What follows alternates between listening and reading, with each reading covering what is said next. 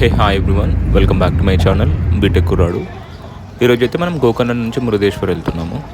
గోకర్ణ నుంచి మురుదేశ్వర్ వచ్చేసి 80 కిలోమీటర్స్ దూరంలో ఉంటుంది. 1.5 అవర్లో అయితే వెళ్ళొచ్చు. గోకర్ణ నుంచి మురుదేశ్వర్ రావాలంటే డైరెక్ట్గా బస్సెస్ చాలా తక్కువ ఉన్నాయి. గోకర్ణ నుంచి కుమ్టా రావాలి, అది వచ్చేసి 20 కిలోమీటర్స్ ఉంటుంది. కుమ్టా నుంచి అయితే మురుదేశ్వర్కి చాలా బస్సెస్ ఉంటాయి. బస్సెస్లో రావడం వల్ల కొంచెం లేట్ కూడా ఉంటుంది అండ్ టైంకి అయితే రీచ్ అవ్వలేము మురుదేశ్వర్కి. లేట్ అయిపోతే మురుదేశ్వర్ టెంపుల్లో క్రౌడ్ ఎక్కువ అయిపోతుంది అండ్ దర్శనానికి కూడా టైం ఎక్కువ పట్టేస్తుంది. ఆ బస్సుల్లో కొంచెం ఇబ్బంది అవుతుందేమో అని మేమైతే క్యాబ్ బుక్ చేసుకున్నాము. క్యాబ్ అయితే మాకు 2500 రూపీస్ పడింది. మార్నింగ్ 6కి మేము గోకర్ణలో క్యాబ్ ఎక్కాము. 7:30కి మురుదేశ్వర్లో దిగేసాము. మురుదేశ్వర్లో స్టే అయితే ఏం తీసుకోలేదు. టెంపుల్ దర్శనం చేసుకొని బీచ్ కవర్ చేసుకొని ఇంక ఇక్కడ నుంచి ఉడిపికి అయితే బయలుదేరుతాము ఈరోజే. ఇక్కడ లగేజ్ పెట్టుకోవడానికి అయితే కౌంటర్స్ ఉన్నాయి. మా లగేజ్ మొత్తం అక్కడ పెట్టేశాము. ఒక బ్యాగ్కి 20 రూపీస్ ఛార్జ్ చేస్తున్నారు. మాదైతే బ్రేక్ఫాస్ట్ కంప్లీట్ అయిపోయింది. ఈ టెంపుల్కి ఆపోజిట్లోనే చాలా హోటల్స్ ఉన్నాయి. ఫుడ్ కూడా చాలా బాగుంది. ఇప్పుడైతే ఇంకా టెంపుల్లో దర్శనానికి వెళ్తున్నాము. దర్శనం కంప్లీట్ అయ్యాక ఈ గోపురంలో 5th ఫ్లోర్కి వెళ్దాము. 18th ఫ్లోర్ వరకు అయితే అలో చేస్తారు. ఈ టెంపుల్లోకి ఎంటర్ అవ్వాలంటే ట్రెడిషనల్ డ్రెస్ వేసుకోవాలి. జీన్స్ అండ్ టీషర్ట్స్లో అయితే అలో చేయట్లేదు.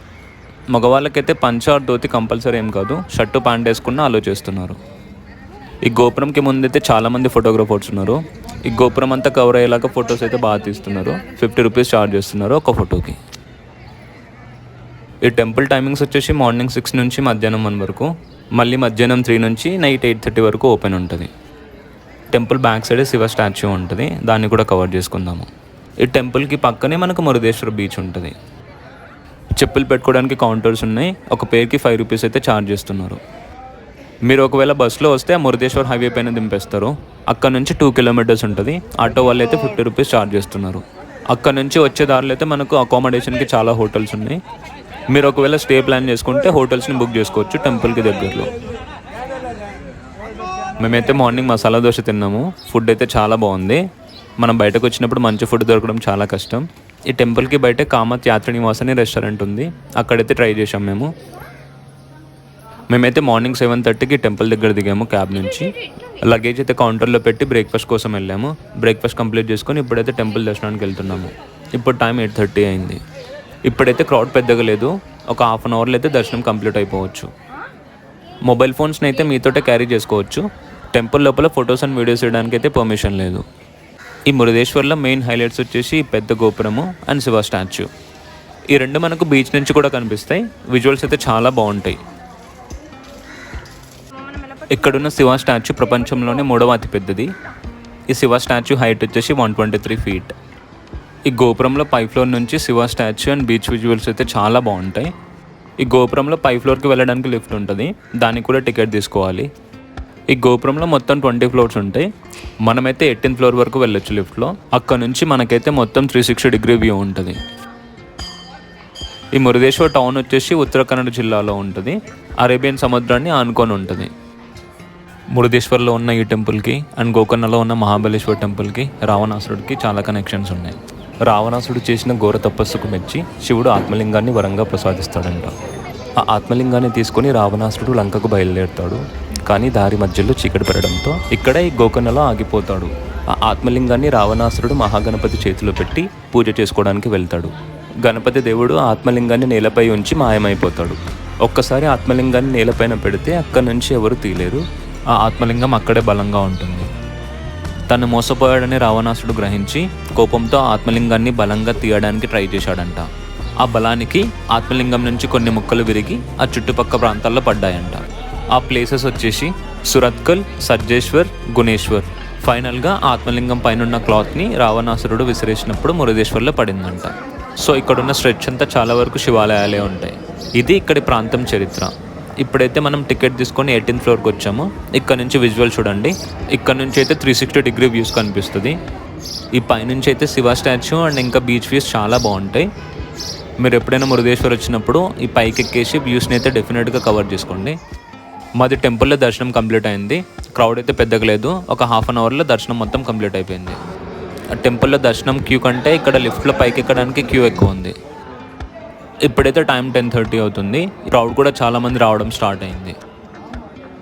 ఇప్పుడైతే శివ స్టాచ్యూ దగ్గర కొన్ని రెనోవేషన్ వర్క్స్ అయితే నడుస్తూ ఉన్నాయి.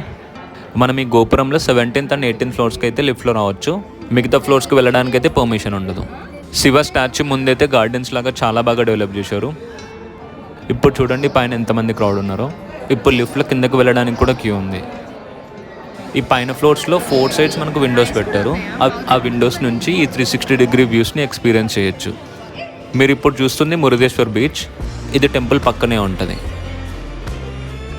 ఈ మురుదేశ్వర్ టెంపుల్ని కందుకా హిల్స్ పైన బిల్డ్ చేశారంట. దీనికి 3 సైడ్స్ సముద్రమే ఉంటుంది. ఈ మురుదేశ్వర్ టెంపుల్కి దగ్గరలో నేత్రాణి ఐలాండ్ ఉంటుంది. బోట్లో తీసుకెళ్తారు. 20 కిలోమీటర్స్ సముద్రంలో ట్రావెల్ చేయాలి. స్కూబా డైవింగ్ చేయొచ్చు అండ్ ఇంకేమైనా అడ్వెంచరస్ యాక్టివిటీస్ ట్రై చేయాలంటే అక్కడ ట్రై చేయొచ్చు. ఇప్పుడు మనమున్న రాజగోపురంలో మొత్తం 20 ఫ్లోర్స్ ఉంటాయి. దీన్ని 2008లో కన్స్ట్రక్ట్ చేశారంట. శివ స్టాచ్యూ దగ్గర ఒక చిన్న కేవ్లా ఉంటుంది. ఆ కేవ్ లోపల మన హిందూ దేవుళ్ళవి చాలా విగ్రహాలు ఉంటాయి. దానికైతే సపరేట్ టికెట్ తీసుకోవాలి. ఈ శివ స్టాచ్యూ పక్కనే శనేశ్వర టెంపుల్ కూడా ఉంటుంది. ఆ శివ స్టాచ్యూకి ముందు ఒక పెద్ద నంది కూడా ఉంటుంది. ఆ శివ స్టాచ్యూ పక్కన ఉన్న గార్డెన్స్లో సూర్య భగవాన్ రథం, శ్రీకృష్ణుడు అర్జునుడికి గీతోపదేశం చేస్తున్న విగ్రహాలు కూడా ఉంటాయి.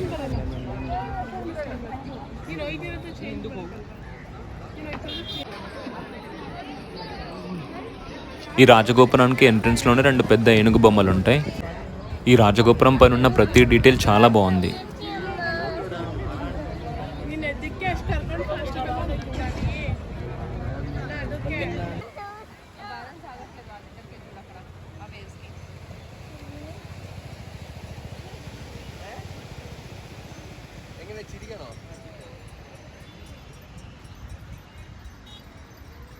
మేమైతే ఇంకా రాజగోపురం నుంచి కిందకు వచ్చాము.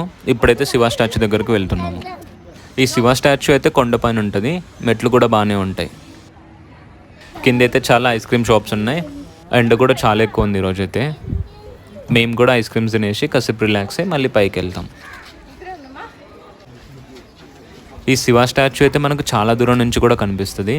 దీన్ని మొత్తం కన్స్ట్రక్ట్ చేయడానికి 5 కోట్లు ఖర్చు అయిందంట. ఈ టెంపుల్ పక్కనే చాలా గెస్ట్ హౌస్లు కూడా ఉన్నాయి. అక్కడ కూడా మీరు రూమ్స్ని బుక్ చేసుకోవచ్చు.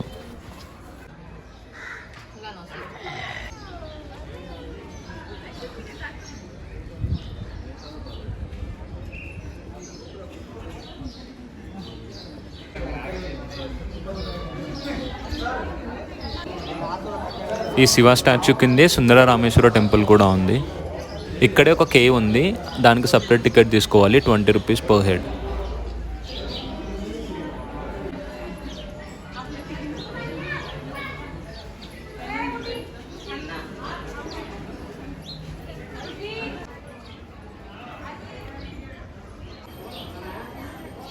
మీరు ఇప్పుడు చూస్తుంది శనేశ్వర టెంపుల్. ఈరోజైతే మాకు చాలామంది తెలుగు వాళ్ళు కూడా కనిపించారు. ఇంకా శివ స్టాచ్యూ నుంచి అయితే కిందకు వచ్చేసాము. ఇప్పుడు బీచ్ దగ్గరికి వెళ్తున్నాము. బీచ్లో ఒక 1 to 2 hours టైం స్పెండ్ చేసి లంచ్ చేసుకొని ఇక్కడ నుంచి ఇంకా మనం ఉడుపికి బయలుదేరాలి.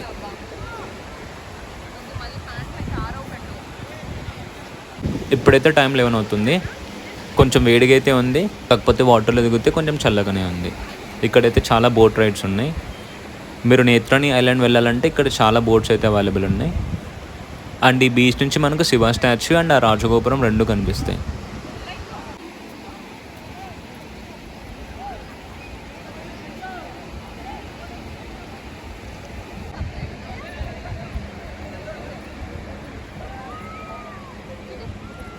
ఈ బీచ్ కూడా ఫ్లాట్గానే ఉంది, పెద్ద డెప్త్ లేదు. సో వాటర్లో దిగేసి అయితే మంచిగా ఆడుకోవచ్చు. ఈ బీచ్ కానుకొని అయితే చాలా షాప్స్ ఉన్నాయి. స్నాక్స్ అండ్ కూల్ డ్రింక్స్ అయితే అవైలబుల్ ఉన్నాయి.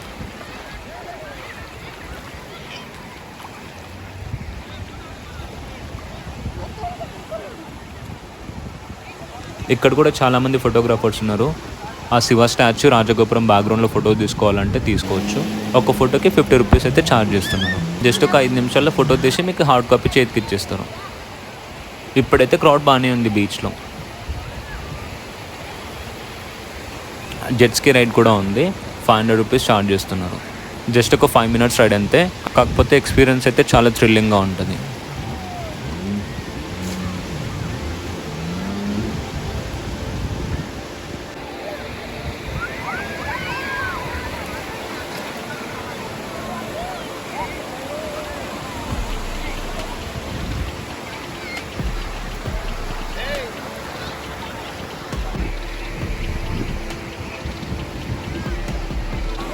మేము గోకర్ణలో 2 days ఉన్నాము.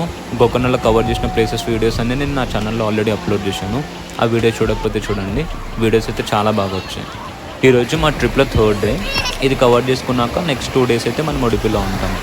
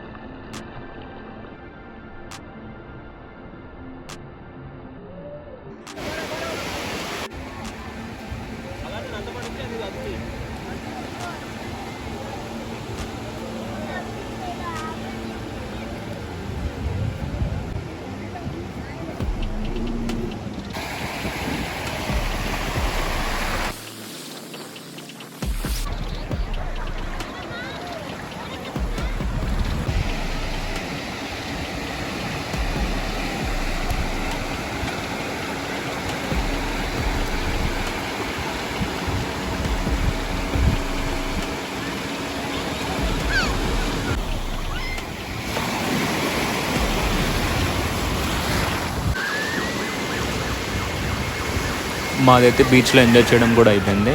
ఇక్కడ ఇంకా లంచ్ చేసుకొని ఉడిపికి అయితే బయలుదేరాలి. ఈ టెంపుల్ నుంచి ఉడిపికి అయితే డైరెక్ట్ బస్సెస్ లేవు. ఆ మురుదేశ్వర్ హైవే దగ్గరికి అయితే వెళ్ళాలి. అది ఇక్కడ నుంచి 2 kilometers దూరంలో ఉంటుంది. ఆటో వాళ్ళు అయితే 50 rupees ఛార్జ్ చేస్తారు. అక్కడ నుంచి అయితే ఎవ్రీ ½ an hourకి ఒక బస్సు ఉంటుందంట మురుదేశ్వర్ నుంచి ఉడిపికి. ఈ టెంపుల్ బయట నుంచి క్యాబ్స్ కూడా ఉన్నాయి. కాకపోతే క్యాబ్స్ వాళ్ళు అయితే చాలా ఎక్కువ ఛార్జ్ చేస్తారు. మురుదేశ్వర్ నుంచి ఉడిపికి అయితే బస్ టికెట్ వచ్చేసి 160 rupees per head. Okay guys, that's all for today. మీ అందరికీ వీడియో నచ్చింది అనుకుంటున్నా. వీడియో నచ్చితే లైక్ చేయండి అండ్ నా ఛానల్కి సబ్స్క్రైబ్ చేసుకోవడం మర్చిపోకండి. Thank you so much for watching. Will meet again. Bye. Take care.